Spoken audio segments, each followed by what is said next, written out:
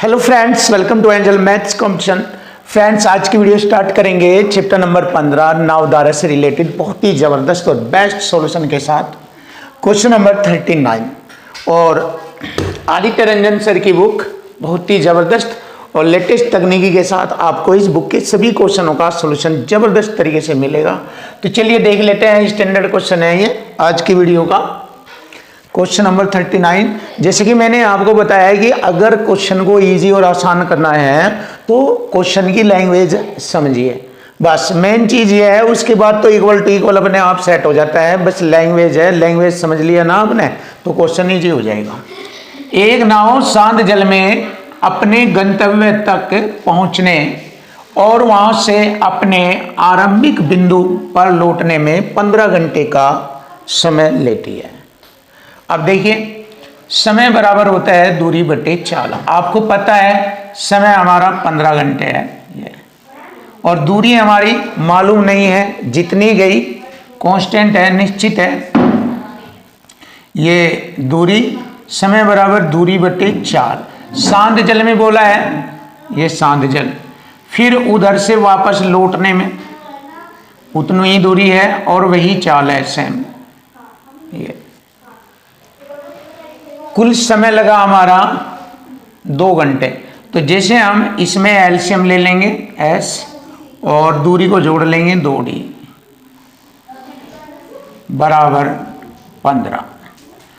ब्रज गुणा करेंगे इधर 2d बराबर हो जाएगा 15 गुणा s या 15s। ये मान हमारा बन गया है। अब देखिए, इस मान की हमें मदद मिलेगी, आगे आवश्यकता होगी, इसीलिए हमारा यहाँ एडजस्ट हुआ है। खुद ब खुद बना है, ये हमने नहीं बनाया, खुद बना है अपनी कंडीशन के अकॉर्डिंग। अब आगे बढ़ते हैं। देखिए, यदि नदी बहती है, अब देखिए नदी बहने लगती है तो यानी कि धारा का वेग आ जाता है।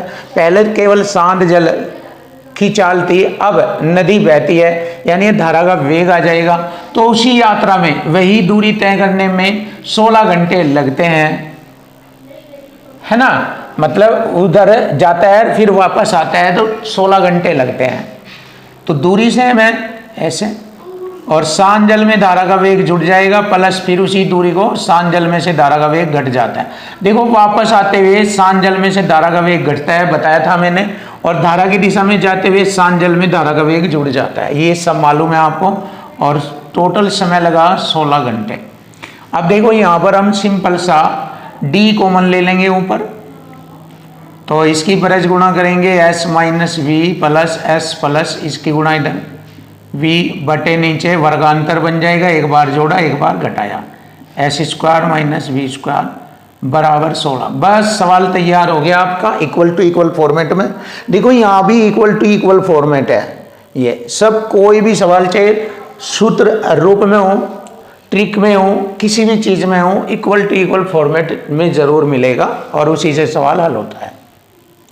अब देखो, मैंने क्या किया, माइनस और प्लस से काटा, 2s हो गया, यानी कि हम इसे ऐसे लिख सकते हैं 2ds और बटे में वर्गांतर s square minus V square बराबर 16। अब देखिए, 2d की वैल्यू यहाँ से 15s स्क्वायर हो जाएगा, यहाँ लिख लेंगे 15s और s 15s स्क्वायर बटे में s square minus V square बराबर 16। ब्रज गुणा करेंगे, देखिए 16s square minus 16v square बराबर 15s स्क्वायर। देखो, 15 इधर घट के 1s स्क्वायर बराबर इधर जाएगा 16s स्क्वायर, 16v स्क्वायर है ये। अब देखिए, यहाँ पर हम क्या करेंगे, 16 4 का स्क्वायर होता है, तो ये क्या हो गया हमारा s बटे वी का होल स्क्वायर बराबर 4 बटे 1 का होल स्क्वायर। स्क्वायर से स्क्वायर घटा। धारा का वेग रिप्रेजेंट कर रहा है रेशो में 1 को, और शांत जल का वेग या चाल रिप्रेजेंट कर रही है 4 को। अब देखो, यहाँ पर हमें दिया है नदी, नाव तथा नदी की गति के बीच का अंतर 15 है। अंतर बराबर अंतर करेंगे, और हमारा दोनों का अंतर है नाव और नदी के बीच की चाल का अंतर है 3, 3 पंजे 15, एक रेशो की वैल्यू आ गई 5। हमसे पूछा है नदी के प्रवाह की गति। नदी का प्रवाह v बराबर 1 है, 1 में गुणा करेंगे 5 की, 5 किलोमीटर प्रति घंटा।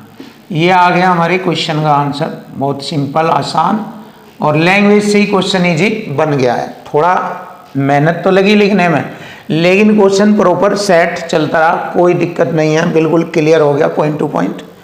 अब देखिए क्वेश्चन नंबर आता है 40। एक नदी में, देखो माइंड और लैंग्वेज का खेल है ये, इसमें और कुछ नहीं है इस क्वेश्चन में। एक नदी में बी जो है ए और सी के बीच में है, बिल्कुल बीच में। यदि मैंने देखा ए और सी, मैंने ये बिंदु लिए दो, और इनके बीचों बीच सेंटर में मैंने बी लिया। बी कह रहा है, वो मैंने नहीं लिखा, कह रहा है बी बिंदु है बीच में। ए और सी से भी समान दूरी है, मतलब इस बिंदु की जो दूरी है ए से और सी से, दोनों से समान दूरी है। एक नाव, देखो यहाँ तक हमारी लाइन क्लियर हो गई। अब आगे बढ़ेंगे। एक नाव ए से बी तक जाती है, देखो ए से बी तक जाती है, ए से बी तक जाती है, यहाँ से यहाँ लो, और वापस यहाँ से फिर वापस आने में कुल समय 5 घंटे 15 मिनट का समय लेती है, यहाँ से यहाँ लो आने में।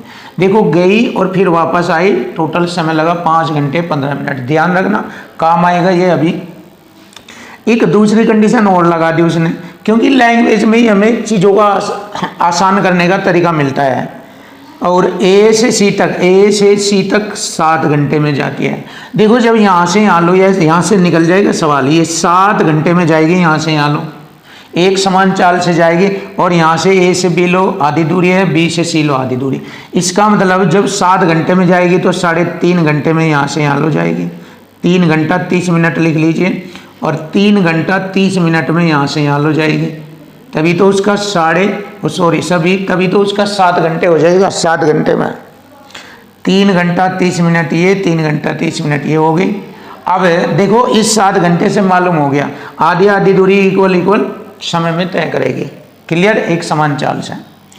अब जैसे उसने कहा था आरंभ में कि उसने ए से बी तक की दूरी और फिर यहाँ से वापस आने तक की दूरी का कुल समय 5 घंटा 15 मिनट बताया। तो यहाँ से यहाँ लो आने में 5 घंटा 15 मिनट, जिसमें 3 घंटा 30 मिनट तो जाने में लगे, बाकी आने में कितना समय लगा इसमें से घटा देंगे। 5 घंटा 15 मिनट में से 3 घंटा 30 मिनट घटाएंगे। अब इधर से 1 घंटा लेंगे, यानी 60 मिनट और 15 75 मिनट बन जाएगी। ये 75 मिनट हो जाएगी। ये लॉक कर दिया मैंने। ये यहाँ 4 रह जाएगा, तो 5 में से 0 घटाएंगे 5, 7 में से 3 घटाएंगे 4, और 4 में से 3 घटाएंगे 1 घंटा 45 मिनट का समय यहाँ से यहाँ आने में लगा। और इतना ही समय यहाँ से यहाँ आने में लगेगा, क्योंकि इक्वल दूरी है। 1 घंटा 45 मिनट का समय यहाँ लगा। पूछा है यदि नदी ए से सी की ओर बहती है, ए से सी की ओर बहती है, तो सी से ए तक जाने में कितना समय लगेगा। सी से ए तक जाने में जब मुझे पता लगा यहाँ से यहाँ लो आने में 1 घंटा 45 मिनट, तो यहाँ से यहाँ लो भी 1 घंटा 45 मिनट लगेगा। तो सी से ए तक आने में, सी से ए तक आने में कितना समय लगा। 1 घंटा 45 90, 1 घंटा 30 मिनट ये हो गए, और 2 ये 3 घंटा 30 मिनट, 3 घंटा 30 मिनट हो गया कुल समय। अब देखो 3 घंटा 30 मिनट को लिख सकते हैं 3.5 घंटे, 3.5 घंटे ऐसे लिख सकते हैं हम इसको। और option D is right. Option D हमारे क्वेश्चन का आंसर बन जाता है। ये देखिए लैंग्वेज से ही क्वेश्चन फिनिश हो गया। क्वेश्चन नंबर 41, देखिए जबरदस्त क्वेश्चन आपके सामने और बहुत ही आसान तरीके से क्वेश्चन का सॉल्यूशन मिलेगा। शांत जल में, देखिए क्वेश्चन की लैंग्वेज से क्वेश्चन इजी बनेगा। शांत जल में नाविक की चाल x किलोमीटर प्रति घंटा। देखिए ये शांत जल में नाविक की चाल x किलोमीटर प्रति घंटा है, और धारा की गति y किलोमीटर प्रति घंटा है, यानी कि धारा का वेग दिया है y किलोमीटर प्रति घंटा। क्लियर। यदि कोई व्यक्ति धारा के विपरीत, यानी कि धारा के विपरीत ऐसे चलेगा, तो मैंने बताया था शांत जल में से धारा का वेग घट जाएगा ये। और अगर धारा की दिशा में चलेगा तो शांत जल में धारा का वेग जुड़ जाता है, बताया था मैंने। तो दोनों चाल हमें मालूम हो गई। यदि कोई व्यक्ति धारा के विपरीत एक निश्चित दूरी तय करता है और फिर वही दूरी धारा की दिशा में लौटता है, तो यात्रा के दौरान उसकी औसत चाल बताएं। देखिए जब एक निश्चित दूरी दी जाती है, जब एक निश्चित दूरी दी जाती है और औसत चाल पूछी जाए, तो यहाँ पर एक कॉन्सेप्ट लगता है, औसत चाल बराबर होता है, औसत चाल बराबर होता है 2 गुना पहली चाल गुना दूसरी चाल बटे दोनों चालों का जोड़। ये वाला कॉन्सेप्ट लगता है इसमें। ये ए यहाँ पर एक चाल हो गई जो धारा की दिशा में, बी धारा के विपरीत चाल हो गई, तो यहाँ पर हम इसकी वैल्यू पुट कर लेंगे। यहाँ पर 2 गुणा पहली चाल x जमा वाई गुणा दूसरी चाल x माइनस वाई बटे में दोनों चालों का जोड़, x plus Y plus x minus Y, minus और प्लस कट जाएगा। अब हम क्या करेंगे, 2 गुणा वर्गांतर होगा, एक बार जुड़ गया एक बार घट गया, तो इसको ऐसे लिख लेंगे 2x square minus Y square बटे में 2x।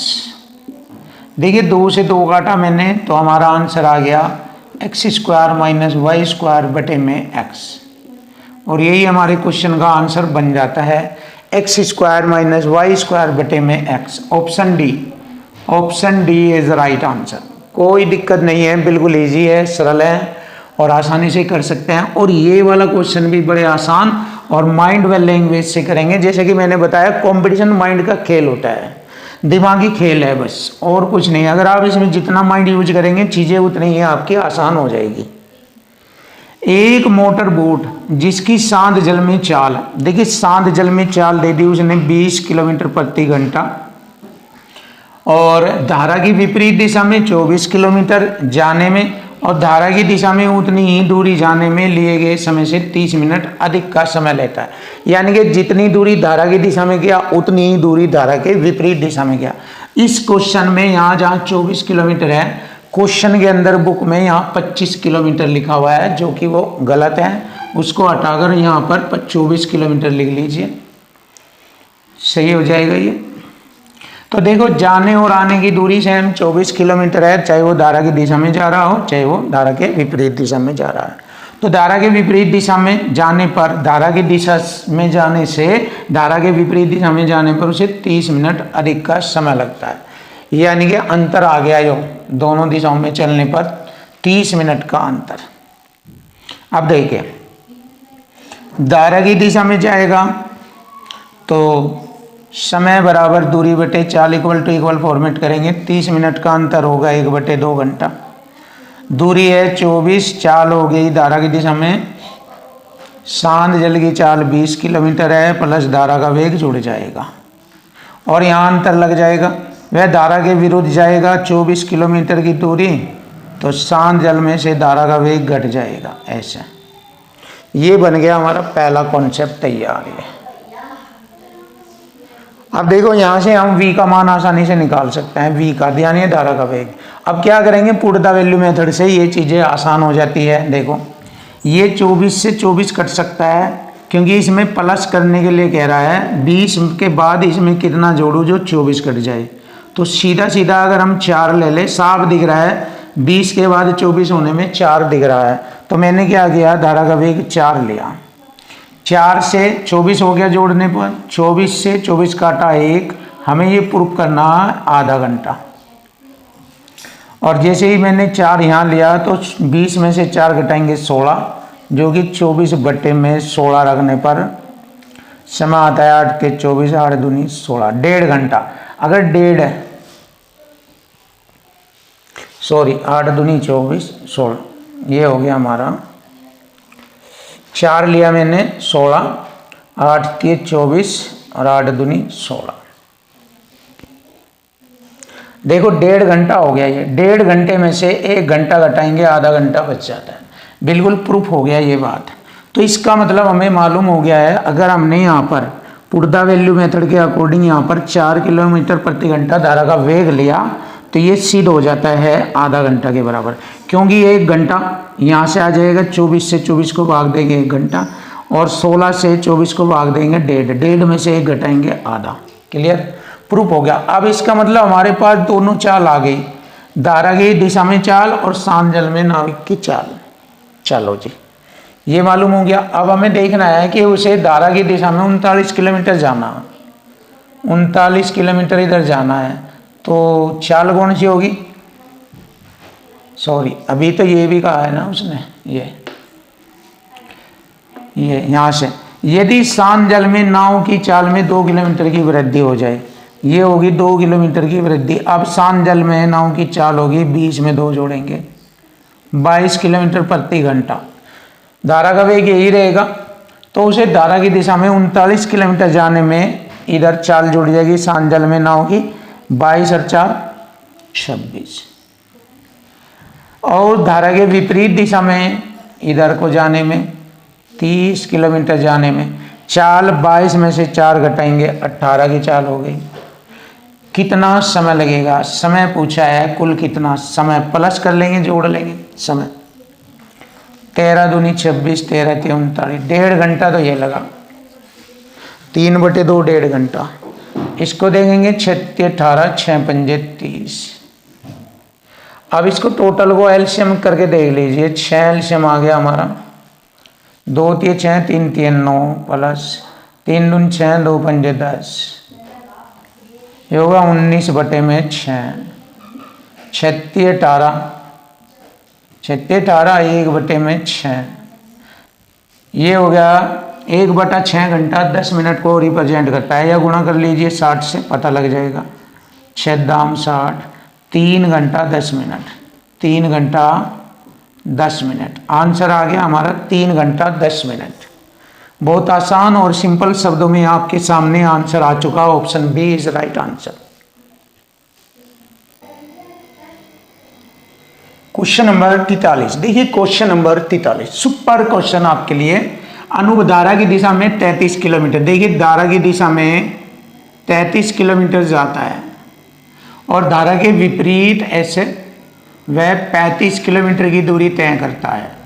8 घंटे टोटल समय लगता है। तो धारा की दिशा में इधर जाने में शांत जल में धारा का वेग जुड़ जाता है, इधर से विपरीत में शांत जल में से धारा का वेग घटता है। टोटल समय 8 घंटे लगता है। देखिए योग बराबर योग, यानी कि equal to equal concept set हो गया।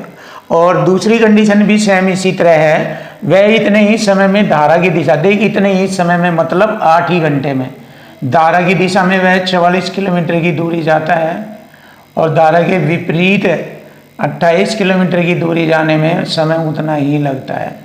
शांत जल में धारा का वेग जुड़ेगा, इधर शांत जल में से धारा का वेग घटेगा। अब देखो यहाँ पर दोनों चीज इक्वल करके देखेंगे। आपको पता है जोड़े वाली संख्या हमेशा 11 से घटती है। जोड़े वाली संख्या जो नेचुरल रूप में होती है वो 11 का जोड़ा होता है, 11 × 33, 11 × 44, 11 × 5 55 ऐसे। तो इसका मतलब मैंने अगर यहाँ दोनों की चाल शांत जमा धारा का वेग 11 लिया तो 11 × 3 = 33, ये 3 बार कटेगा। टोटल दोनों का जोड़ 8 घंटे आना चाहिए। देखो इस दूरी को इस चाल से तय करेंगे 3 घंटे लगता है। इस दूरी को 5 बार चाहिए क्योंकि 8 में से 3 गया, 5 घंटे चाहिए। तो 5 से इसको भाग कर देंगे 7, 7 की चाल ये हो जाएगी 7 × 5 = 35। तो मुझे मालूम हो गया है धारा की दिशा में चाल 11 थी, धारा के विरुद्ध चाल 7 थी। अब यही बात यहाँ देख लीजिए, 11 है, 11 × 4 = 44 सिद्ध करके देखेंगे, और ये 7 है, ये 11, 7 × 4 = 28 सिद्ध होगा। 4 × 4 = 8 घंटे, 3 और 5 = 8 घंटे, प्रूफ हो गया। अब हमसे पूछा है वह धारा की दिशा में 55 किलोमीटर की दूरी तय करेगा। तो धारा की दिशा में चाल आ गई 11 और धारा के विपरीत वह 14 किलोमीटर की दूरी तय करेगा। चाल आ गई हमारी 7।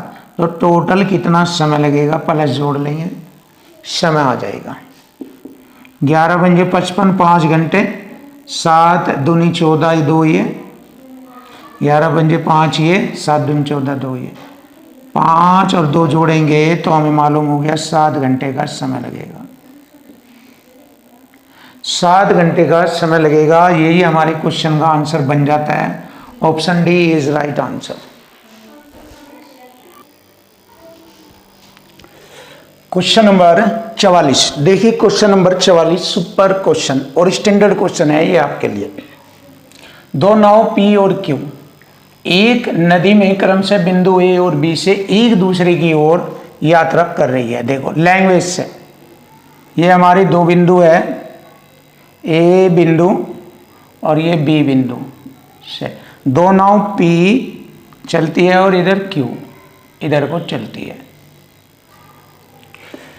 जिसमें पानी 4 किलोमीटर प्रति घंटा की चाल से चल रहा है, यानी धारा का वेग है 4 किलोमीटर प्रति घंटा। क्लियर।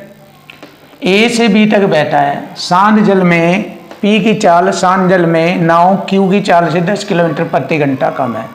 इससे इसकी चाल 10 किलोमीटर प्रति घंटा कम है। इसका मतलब नाव बी ए क्यू की चाल इससे इसकी चाल से शांत जल में नाव की चाल से 10 किलोमीटर प्रति घंटा ज़्यादा है। क्लियर है। तथा बिंदु ए व बी के बीच की दूरी टोटल है 259 किलोमीटर। दोनों एक ही समय पर चलते हैं, दोनों का समय एक है। तथा नाव क्यू बिंदु बी से 133 किलोमीटर की दूरी, अब लगभग यहाँ से यहाँ लो 133 किलोमीटर की दूरी तय करती है। ये तो 259 में से ये घटाएंगे 133 तो बचता है 126 किलोमीटर की दूरी। ये कोई बिंदु सी मान लीजिए, 126 किलोमीटर की दूरी पी करती है। अब देखो जब ये धारा की दिशा में जाएगी तो शांत जल में धारा का वेग जुड़ जाएगा 4 और इधर से ये घट जाएगा, शांत जल में से धारा का वेग 4 घट जाता है। तो ये हो गया एस जमा 6, 10 में से 4 घटाएंगे 6, ये चाल आ गई धारा के विरुद्ध चाल, और ये धारा के दिशा में चाल आ गई एस जमा 4। क्लियर है। अब आगे बढ़ेंगे। देखो उसने ये बताया कि दोनों एक ही समय पर चलते हैं, दोनों का चलने का समय समान है, तो इक्वल टू इक्वल करेंगे। समय बराबर हो गया दूरी बटे चाल। इसने यह दूरी करी तय इस चाल से 126 बटे में एस जमा 4। फिर समय बराबर दूरी बटे चाल, इसकी दूरी है 133 बटे में एस जमा 6। क्लियर है। अब देखो दोनों में एस समान है, 126 एस 133 एस। 133 में से 126 घटाएंगे 7 एस, 7 बचेगा, क्रॉस मल्टी में 7 एस बराबर 126 चौका करेंगे कितना हो गया 6 छंग 126 छिका 6 छंग 36, 3 12 छिक 72, 3 75 ये हो गया। 133 चौका 4 3 12, 13 चौका 52 और 1 53। घटा लेंगे क्रॉस मल्टी में अंतर हो जाएगा। 6 में से 2 घटाएंगे 4, 5 में से 3 घटाएंगे 2, 224। 7 से भाग करेंगे 7 21, 7 दूनी 14। शांत जल की चाल आ गई 32 किलोमीटर प्रति घंटा। देखिए इतना हमें मालूम हो गया। अब देखो धारा की दिशा में 32 और 6 जोड़ेंगे 36 की चाल होगी, 32 और 6 4 36, और 32 और 6 इधर हो जाएगा 38 की चाल, ये किलोमीटर प्रति घंटा।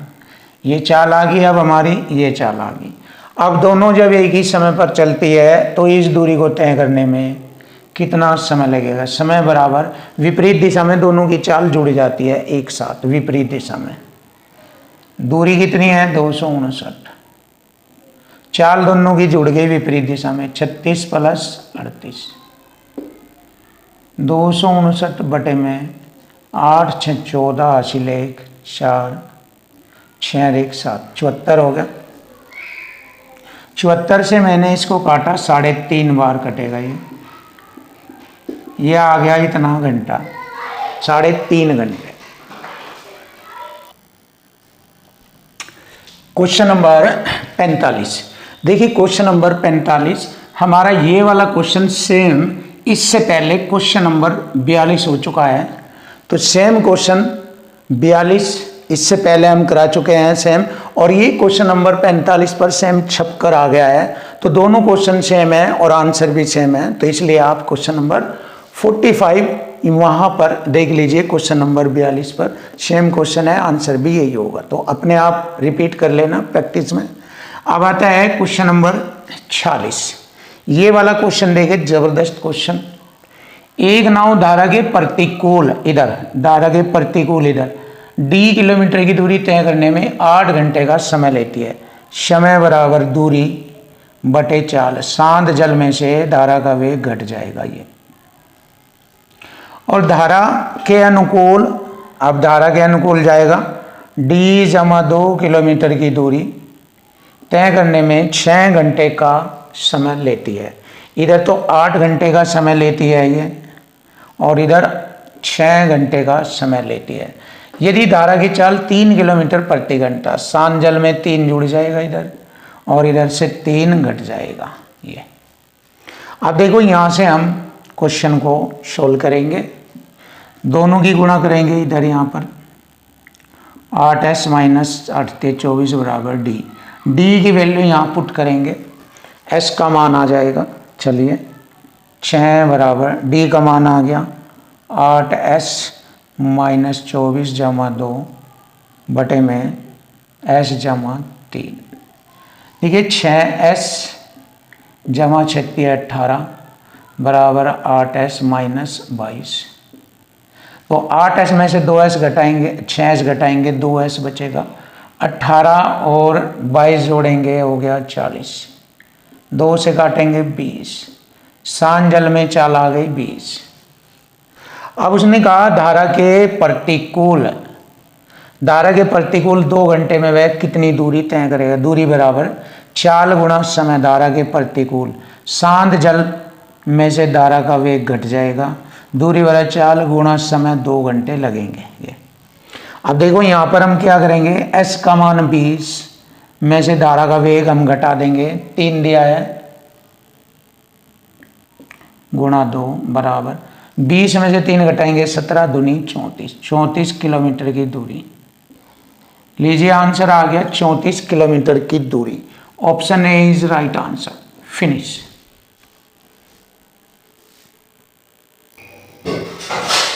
Question number 47।